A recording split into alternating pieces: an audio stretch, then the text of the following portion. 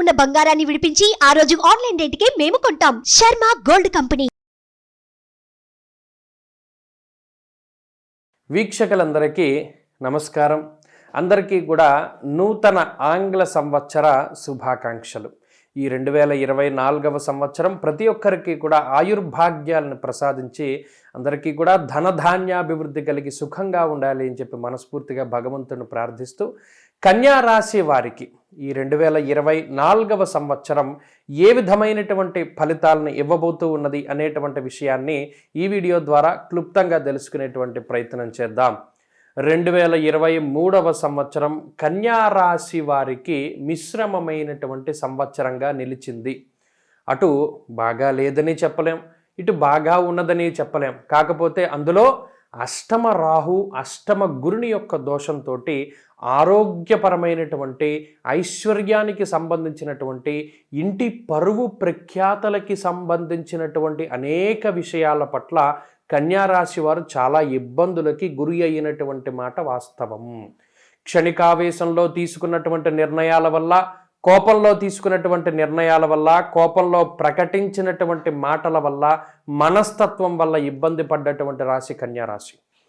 మరి ఇప్పుడు రెండు మంచి విషయాలు ఉన్నాయి. ఒకటి, షష్ఠ స్థానముందు ఉన్నటువంటి శనేశ్వరుని యొక్క స్థితి. ఇది అత్యద్భుతమైనటువంటి రాజయోగానికి కారణం. మరి అష్టమ రాహు యొక్క దోషం తొలగిపోవడం అనేటువంటి కూడా ఈ కన్యారాశి వారి యొక్క అదృష్టంగా చెప్పవచ్చు. దీనికి తోడు గురుబలం పెరుగుతూ ఉండడం. ఈ సంవత్సరంలో ప్రధానమైనటువంటి విషయం ఏదైనా ఉంది అంటే అది గురుబలం పెరగడం అనేటువంటి మాటను మనం అర్థం చేసుకోవాలి. భాగ్యస్థానమందు గురుని యొక్క సంచారము, భాగ్యము అనగా పుణ్యము, భాగ్యము అనగా ధనము, ధనము భాగ్యము అంటే అదృష్టము. మరి ఆ పరమ పవిత్రమైనటువంటి అతిపెద్ద కోణమైనటువంటి నవమ కోణమందు గురుని యొక్క సంచారం ఉండడం అనేటువంటిది అది కన్యారాశి వారికి అదృష్టాన్ని ప్రసాదిస్తుంది. ఎందుకండి అంటే నవమ కోణంలో ఉన్నటువంటి గురువు తన యొక్క పంచమ దృష్టితోటి ఈ రాశి వారిని వీక్షించడం అనేటువంటిది కేవలం 9వ స్థానంలోనే జరుగుతుంది కోణాల్లో.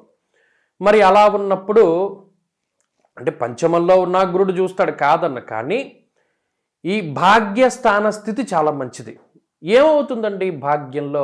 అర్ధంచ స్వకులాచార గృహలాభ శుభోజనం అని కొన్ని రకాలైనటువంటి గ్రంథాల్లో చెప్పారు.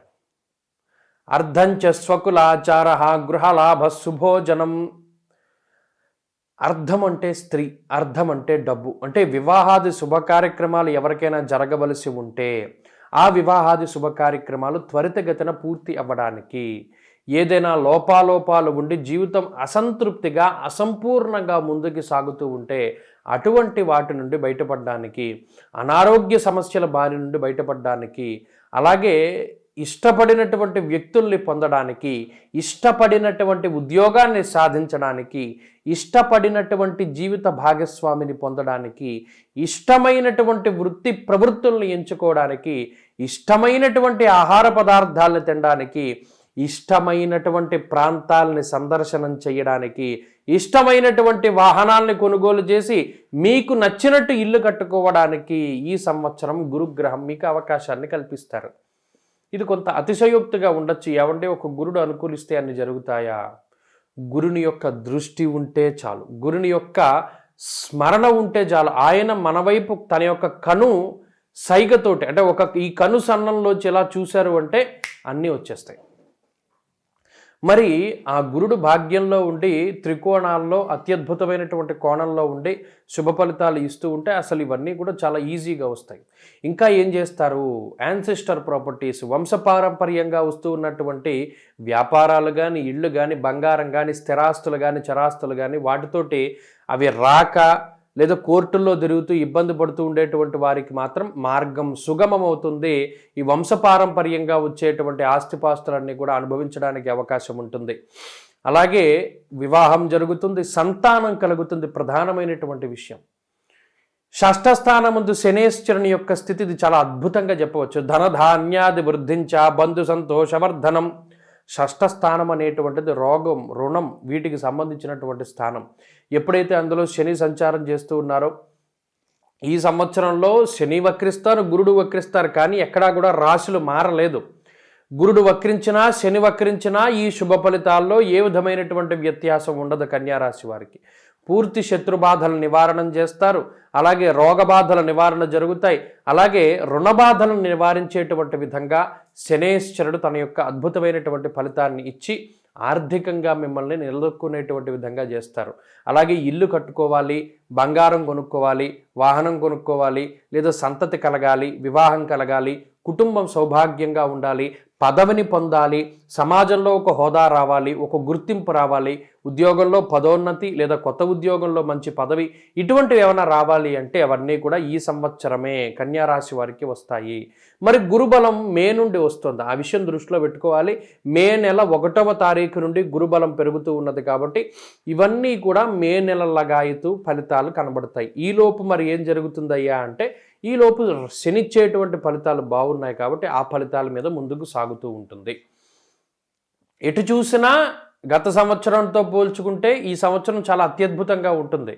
అటు ఏదైనా సమస్యలు అనారోగ్యపరంగా ఉన్న రుణ బాధలు, మరీ ముఖ్యంగా గత సంవత్సరం ఏదైనా మీ బంగారాన్నో లేదా ఇంటినో పొలాన్నో స్థలాన్నో ముఖ్యమైనటువంటి వస్తువులనో తాకట్టు పెట్టి ఏదైనా ఒక కార్యక్రమం చేయడం కోసమో లేదా ధనం అవసరమైతే తాకట్టు పెట్టారనుకోండి, ఈ సంవత్సరంలో ఆ ధనాన్ని తిరిగి చెల్లించి వాటిని విడిపించుకునేటువంటి పరిస్థితులు, నష్టపోయినటువంటి ద్రవ్యాన్ని తిరిగి సంపాదించుకునేటువంటి పరిస్థితులు, అలాగే నష్టపోయినటువంటి పేరు ప్రఖ్యాతులను తిరిగి పొందేటువంటి పరిస్థితులు, పదవీ యోగం ఈ సంవత్సరం రాజకీయాల్లో కన్యారాశి వారు చక్రం తిప్పుతారు అనడంలో ఏమాత్రం అతిశయోక్తి లేదు. ఇలా అన్నింటా కూడా ఈ రాశి వారిది అద్భుతమైనటువంటి పరిస్థితి.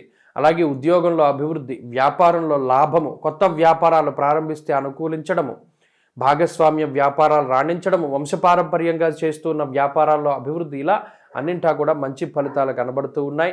ఇక కుటుంబం బాగుంది, విద్యార్థులకి చాలా అత్యద్భుతమైనటువంటి పరిస్థితులు, పోటీ పరీక్షల్లో కానీ లేదా ఏదైనా మీకు నచ్చినటువంటి విశ్వవిద్యాలయాల్లో చేరాలి అనుకునేటువంటి వారికి కానీ మంచి అవకాశాలు ఉన్నాయి. అలాగే స్త్రీలకు ప్రత్యేకించి ఈ గ్రహస్థితి చాలా అత్యద్భుతంగా ఉన్నది. అంతేకాక విదేశాలకు వెళ్ళాలి, అక్కడ ఉద్యోగము, విద్య, ఇటువంటి వాటి కోసం చేసేటువంటి ప్రయత్నాలు, అక్కడ స్థిర నివాసం కోసం చేసేటువంటి ప్రయత్నాలు, ఇవన్నీ కూడా ఫలించడానికి ఈ గ్రహస్థితి ఉపయుక్తంగా ఉంటుంది. అన్నింటా కూడా దిగ్విజయంగా ఈ గ్రహస్థితి కన్యారాశి వారికి ఉన్నది. ఈ సంవత్సరంలో బాగున్నటువంటి రాశుల్లో కన్యారాశి కూడా చాలా ప్రథమ స్థానంలోనే ఉంటుంది. టాప్ 3లో కన్యారాశి వారు ఉంటారు కాబట్టి ఖచ్చితంగా ఈ సంవత్సరం మంచి ఫలితాలు గత సంవత్సరంతో పోల్చుకుంటే వస్తాయి. అన్ని రంగాల్లోనూ విజయాన్ని సాధిస్తారు. ప్రతినిత్యము కూడా రాహు సప్తమంలో ఉన్నారు కాబట్టి సప్తమ రాహు కొంత ఆత్మనూన్యతా భావానికి కారణమవుతారు. అంటే ఎవరు ఏమనకపోయినా ఏమో వీళ్ళు నన్ను ఏమైనా అనుమానిస్తారేమో, అవమానిస్తారేమో, మనం ఏదైనా చెడు జరుగుతుందేమో, ఇలా ఏమో అనేటువంటి భయాలే ఎక్కువగా ఉంటాయి. వాటిని దూరం చేసుకోవడానికి మాత్రం దుర్గాదేవి యొక్క ఆరాధన అధికంగా చేస్తూ ఉండండి. మంచి ఫలితాలు సంప్రాప్తమవుతాయి. స్వస్తి.